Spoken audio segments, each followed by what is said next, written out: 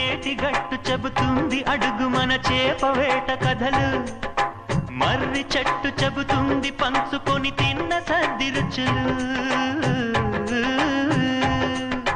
చెరుకు తోట చెబుతుంది అడుగు ఆనాటి చిలిపి పనులు, టెంట్ హాల్ చెబుతుంది ఎన్టీఆర్ స్టంట్ బొమ్మ కథలు. పరుగెడుతూ పడిపోతూ ఆ నూతుల్లో ఈత కొడుతూ ఎన్నేళ్ళో గడిచాయి ఆ గురుతులనే విడిచాయి.